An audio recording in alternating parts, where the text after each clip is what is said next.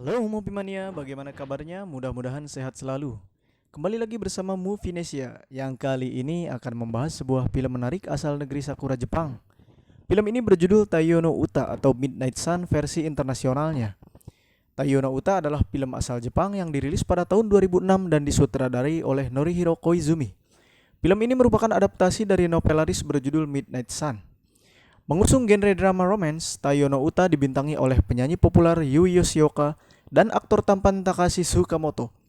Khusus untuk Yui, Taiyo no Uta adalah debutnya bermain peran dalam sebuah film, setelah debut sebagai penyanyi profesional 2 tahun sebelumnya yang terbilang cukup sukses.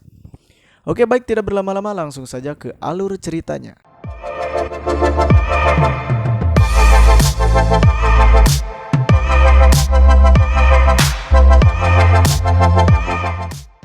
Film diawali dengan adegan seorang gadis cantik bernama Kaoru Amane yang sedang memandangi jendela di pagi hari. Gadis itu sedang asyik melihat seorang anak SMA dan teman-temannya sedang bercengkrama di halte jalan sebelum berangkat ke sekolah.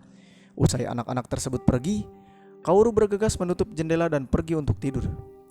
Kehidupan Kaoru tidak seperti orang pada umumnya. Jika orang lain melakukan aktivitas di siang hari dan tidur di malam hari, maka Kaoru sebaliknya. Dia hanya bisa keluar rumah di malam hari karena menderita suatu penyakit yang dinamakan Xeroderma pigmentosum. Penyakit ini merupakan penyakit langka di mana kulit si penderitanya tidak boleh terkena sinar matahari langsung. Dan apabila terkena sinar matahari, maka akan berakibat fatal bagi penderitanya, bahkan bisa mengakibatkan kematian. Kaoru sudah terbiasa hidup seperti itu dan sepertinya Kaoru ikhlas menerimanya. Hal ini terlihat saat malam hari tiba, ia bangun dan bersiap untuk keluar rumah. Orang tua Kaoru pun tidak pernah melarang Kaoru untuk keluar rumah pada malam hari.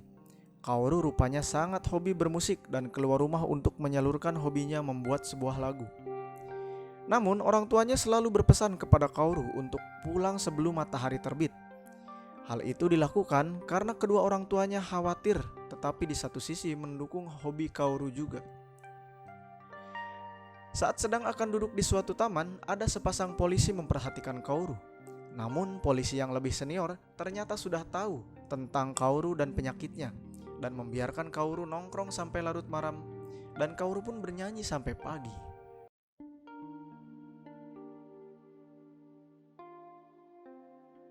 Sebelum pulang, Kaoru mampir ke halte tempat anak-anak lelaki yang sering Kaoru pandangi pada pagi hari.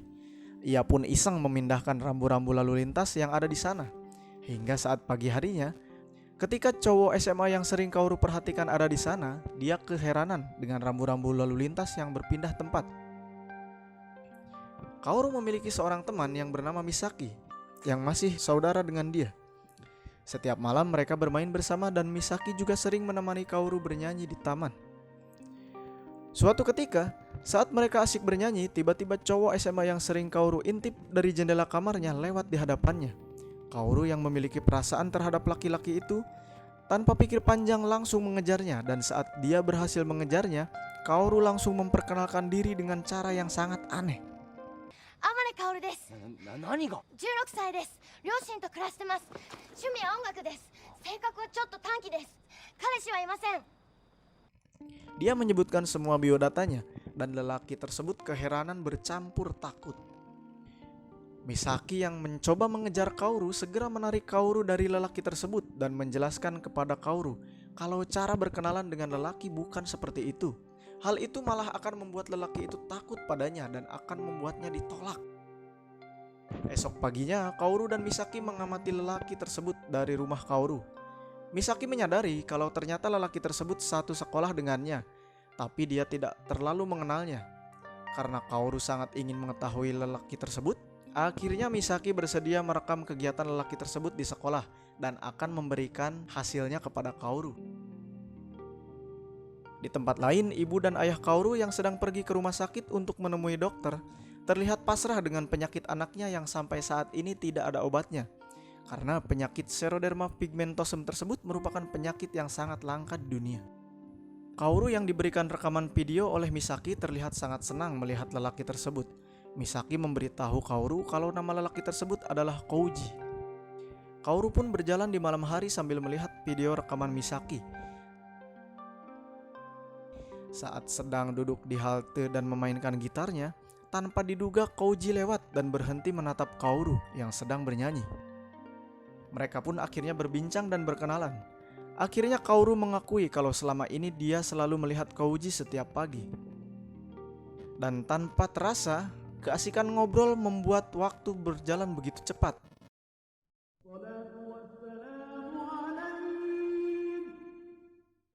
Waktu tahrim pun tiba dan Kaoru harus segera bergegas pulang.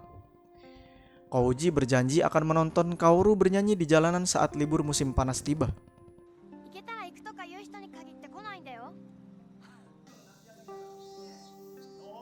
Liburan pun tiba. Kaoru yang sedang termenung melihat pengamen bernyanyi gak jelas yang menempati tempatnya biasa bernyanyi dikagetkan oleh kedatangan Kouji. Lalu Kouji pun mengajak Kaoru untuk mencari tempat lain untuk Kaoru bernyanyi. Kaoru yang baru pertama kali naik motor kesulitan untuk memakai helm. Kaoru pun diajak untuk keliling kota. Kaoru yang baru pertama kali pergi ke kota sangat heran dan senang. Ia pun ingin berkeliling kota mumpung ada yang ngajak. Lalu Kaoru dan Kouji menemukan sebuah taman yang cocok untuk bernyanyi dan Kaoru pun mulai bernyanyi dengan memainkan gitarnya. Penampilannya menyedot perhatian banyak orang dan para pengamen di sana ikut mengiringi Kaoru bernyanyi. Malam semakin larut, Kouji dan Kaoru pun pulang dengan boncengan motor. Kaoru pun tampak bahagia dan memeluk Kouji seperti pacaran. Saat tiba di pinggir pantai, Kaoru dan Kouji ngobrol ngalor ngidur dan mencurahkan isi hati mereka. Kouji lalu mengaku kalau ia tidak punya pacar dan langsung nembak Kaoru. Dan Kaoru pun menerima Kouji. Tanpa disadari, ternyata matahari pun sudah hampir terbit dan Kaoru lupa kalau alarm jamnya sudah kelewat. Kaoru pun akhirnya langsung meminta diantar pulang. Namun Kouji yang tidak tahu menahu tentang penyakit Kaoru keheranan dan tidak langsung mengantarnya pulang. Seketika itu pula Kaoru langsung berlari berusaha pulang secepat mungkin dan Kouji pun menyusulnya.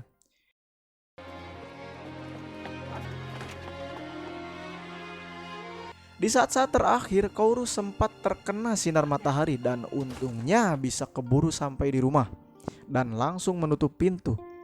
Kouji yang keheranan atas kejadian tersebut ketika hendak pulang bertemu dengan Misaki dan orang tua Kaoru yang ternyata sedang mencari Kaoru dari tadi. Kouji yang mendapat penjelasan dari Misaki langsung terkejut dan keheranan.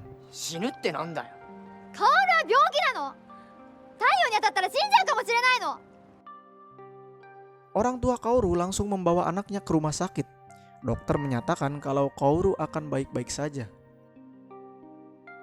Di perjalanan pulang, ayahnya menanyakan siapa lelaki yang bersama Kaoru tadi pagi. Namun Kaoru yang frustasi dengan keadaan dirinya bilang bahwa dia tidak akan menemui lelaki itu lagi. Kaoru merasa bahwa gadis dengan kelainan seperti dirinya tidak punya masa depan. Ayah dan ibu Kaoru pun terdiam mendengar jawaban anaknya. Kouji yang penasaran dengan penyakit Kaoru pun langsung membaca buku-buku dan artikel tentang penyakit kulit tersebut. Kouji pun berusaha menemui Kaoru ke rumahnya. Ia ingin agar Kaoru kembali bernyanyi. Namun Kaoru menyuruh Kouji untuk tidak menemuinya lagi karena ia sadar bahwa masa depannya suram.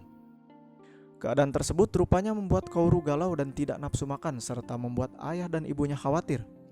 Kouji menjual papan selancar kesayangannya dan mulai bekerja paruh waktu untuk mengisi liburan musim panasnya, juga rencananya untuk memberi kejutan kepada Kaoru. Ayah Kaoru pun meminta saran kepada Misaki untuk menemui Kouji. Di suatu malam saat Kaoru hendak makan malam, tanpa diduga Kouji sudah ada di rumahnya. Kaoru yang kaget langsung kembali ke kamar untuk mengganti pakaian dan merapikan badannya. Kaoru yang heran dengan makan malam tersebut menanyakan apa sebenarnya rencana mereka semua dengan semua ini.